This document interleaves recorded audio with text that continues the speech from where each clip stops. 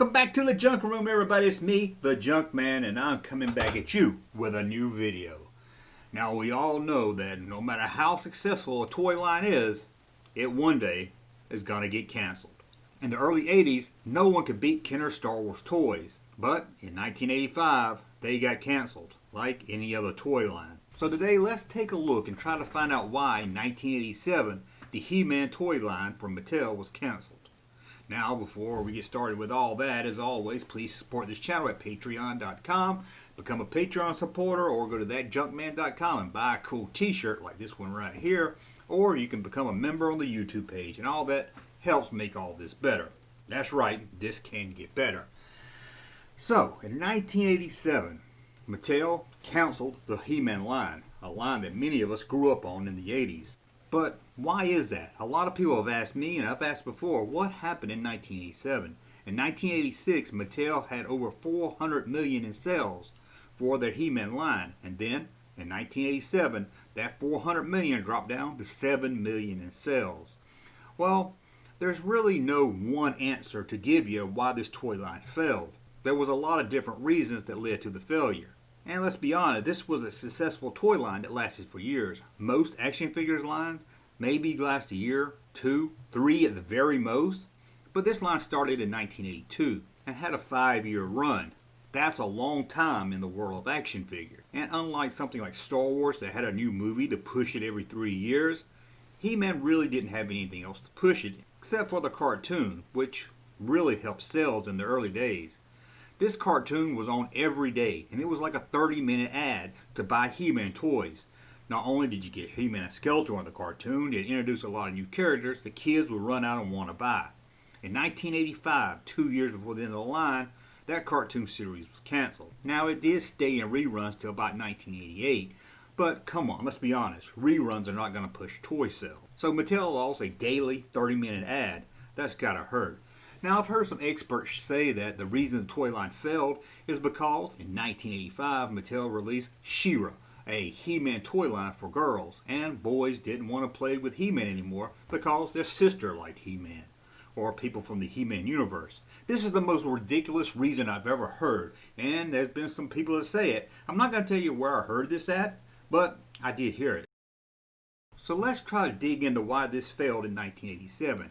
First, in 1987, there was a financial crash in late 1987. The stock market crashed, and of course that's going to hurt sales of anything. But there's more to it than just having a 30-minute ad on TV every day and the crash of the stock market. One thing that probably really did hurt this is the fan base was getting out of He-Man. Most of the kids that were playing with He-Man started buying them around 1982, 1983. By 1987, these kids were in their mid-teens, had moved on from action figures, and the new kids, well, they were getting into Transformers and other toy lines of that time. Without the cartoon to help sell it to the younger kids, you can see why this toy line was on the decline. And the hottest new toy line that was picking up steam was Transformers. Those He-Man figures seemed like something your brother would play with, but these Transformers, they were more than met the eye. But we can't just blame it on financial crash, no cartoon to help promote the line, or even kids moving on to something else.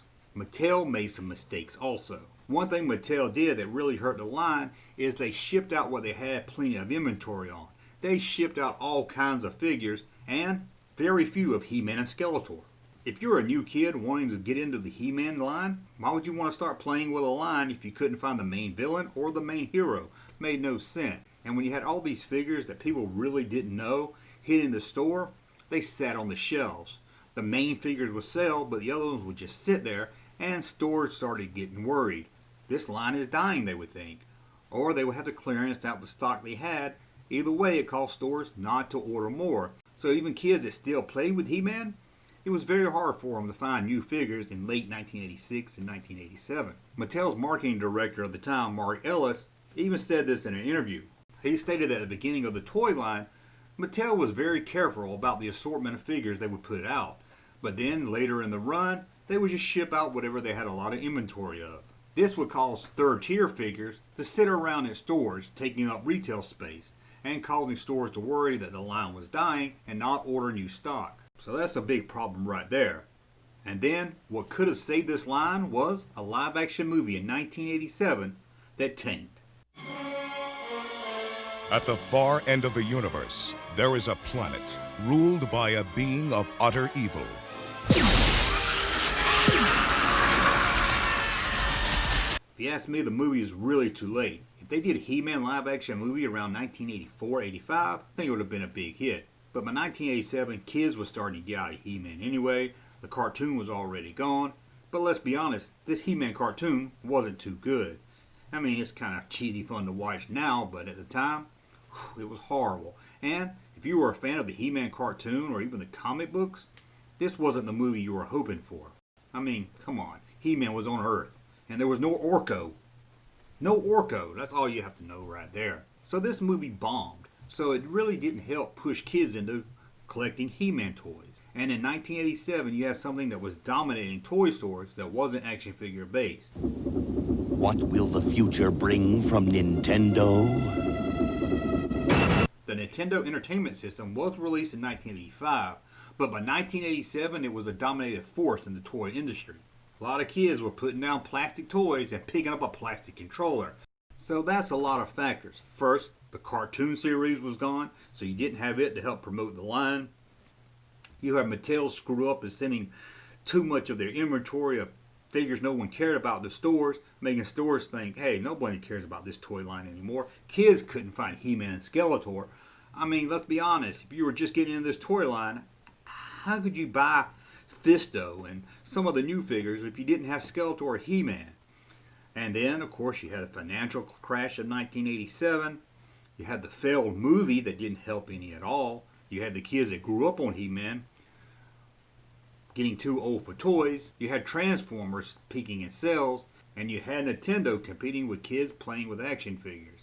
All of this was a perfect storm that spelled the end of the He-Man Masters of the Universe line. Again, this line ran for 5 years. You can't feel sorry for this line, and it's still popular today. And like I said earlier, toy lines usually last a year, 2, 3 at the most. So to get a 5-year run out of this toy line, Mattel has to be happy. Can't look at this as a failure. As they say, all good things must come to an end. I can still remember buying these figures, seeing them at the store. I remember one time my dad went down to the feed store, and I think I went with him to pick up some twine or something. And wait a minute. That wasn't me. That was Laura Ingalls. I always get us mixed up. Anyway, that's a look at why the He-Man toy line failed. It wasn't because girls had She-Ra action figures. I've heard some stupid shit in my life, but this is top 100 for sure. That's the dumbest thing I heard. It sounded like something the gamer kid would come up with. Anyway, thank you for watching. In the comments below, let me know why you stopped buying He-Man action figures. And as always, please thumb up so I know you like my content. Subscribe so I know you like my channel. And we'll talk again soon. Junkman. Thank you, sir, for that unsolicited testimony.